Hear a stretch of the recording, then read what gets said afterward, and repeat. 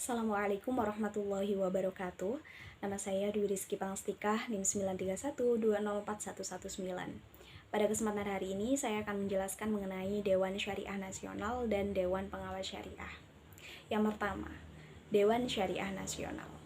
Dewan Syariah Nasional atau disingkatnya DSN adalah lembaga yang dibentuk oleh Majelis Ulama Indonesia yang bertugas untuk memastikan kesesuaian antara produk, jasa, dan kegiatan usaha lembaga keuangan syariah, apakah dari ketiganya tersebut sudah memenuhi prinsip syariah atau belum.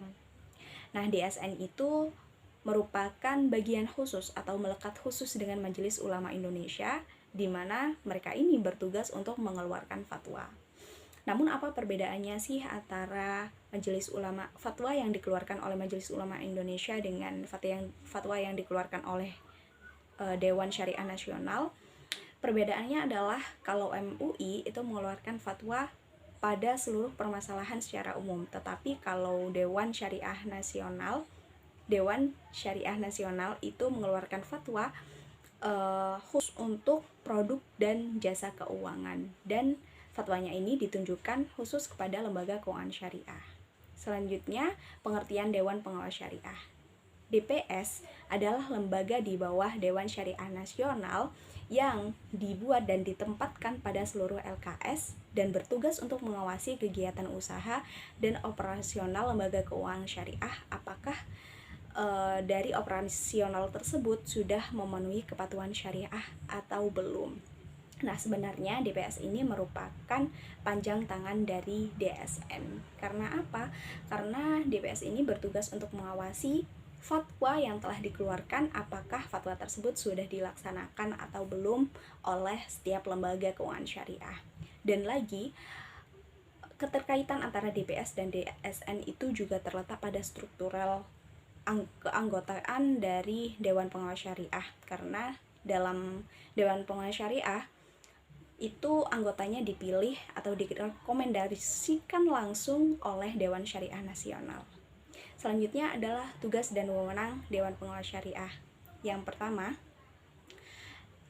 tugas dan wewenang Dewan Syariah Nasional. Yang pertama adalah bisa memberikan rekomendasi atau mencabut rekomendasi nama-nama orang yang akan menjadi DPS. Yang kedua, mengeluarkan fatwa dan produk atas jasa keuangan. Yang ketiga, menumbuh kembangkan penerapan nilai-nilai syariah dalam kegiatan perekonomian pada umumnya dan keuangan pada khususnya. Yang keempat, memberikan peringatan kepada lembaga keuangan syariah untuk menghentikan penyimpangan fatwa yang dikeluarkan oleh Dewan Syariah Nasional. Artinya, DSN ini bisa memberikan peringatan kepada LKS yang dimana produk atau operasionalnya itu menyimpang dari prinsip-prinsip syariah. Selanjutnya adalah mengenai fungsi Dewan Syariah Nasional.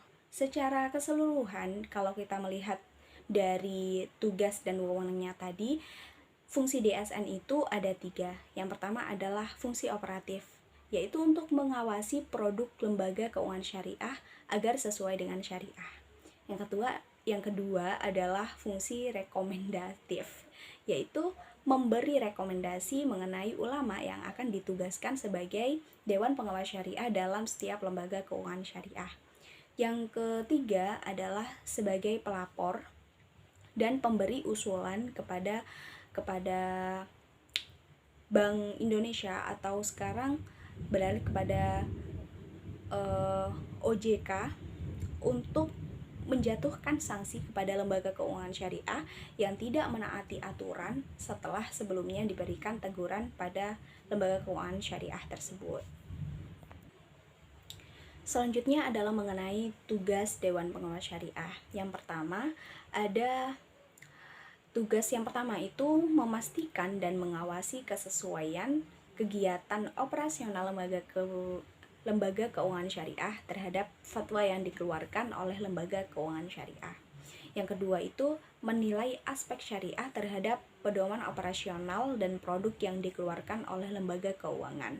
Yang ketiga, memberikan opini dari aspek syariah terhadap pelaksana operasional lembaga keuangan secara keseluruhan dalam laporan publikasi lembaga keuangan. Yang keempat ada mengkaji produk dan jasa, mengkaji produk atau jasa baru yang belum ada fatwa untuk dimintakan fatwa tersebut kepada Dewan Syariah Nasional. Yang kelima yaitu menyampaikan laporan hasil pengawasan syariah sekurang-kurangnya 6 bulan kepada direksi, komisaris, atau Dewan Syariah Nasional dan OJK. Selanjutnya adalah mengenai fungsi Dewan Pengawas Syariah.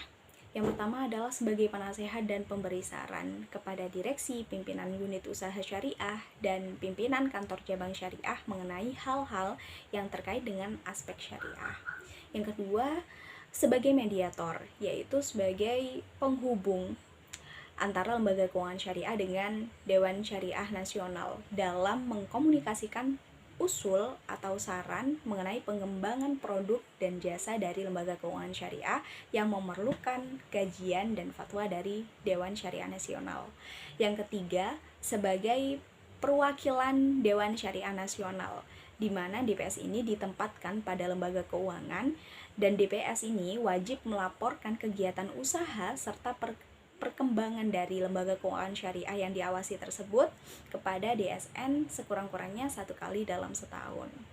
Jadi bisa disimpulkan keterkaitan dan mekanisme dari DSN, DPS, dan LKS ini apabila LKS tersebut ingin mengajukan produk baru, maka dia bisa mengajukan usulan tersebut kepada direksi, kemudian direksi nanti akan berdiskusi dengan DPS, dan DPS nanti akan meneruskannya kepada DSN, dan DSN akan membahasnya dan kemudian mengeluarkan fatwa, dan fatwa tersebut disampaikan kepada Dewan Pengawas Syariah, dan dari Dewan Pengawas Syariah nanti akan diteruskan kepada direksi, di mana nanti akan diimplementasikan fatwanya kepada produk yang baru tadi. Lalu apa peran pentingnya Dewan Pengawas Syariah dan Dewan Syariah Nasional ini? Ya, kita tahu bahwa perkembangan teknologi, kemajuan budaya, dan cara transaksi pasti akan terus berkembang. Artinya apa? Artinya semakin berkembangnya peradaban, semakin banyak pula permasalahan yang nantinya akan mempertanyakan kesyariahannya.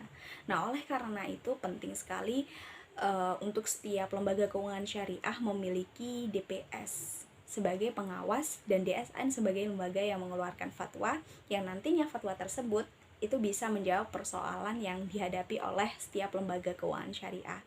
Sehingga dalam hal ini lembaga keuangan syariah tidak hanya menggunakan syariah sebagai atribut saja, tetapi lembaga keuangan syariah benar-benar menerapkan syariah dalam tujuan, mekanisme, produk, dan operasionalnya juga. Demikian penjelasan dari saya. Untuk lebih jelasnya ada di makalah. Terima kasih. Wassalamualaikum warahmatullahi wabarakatuh.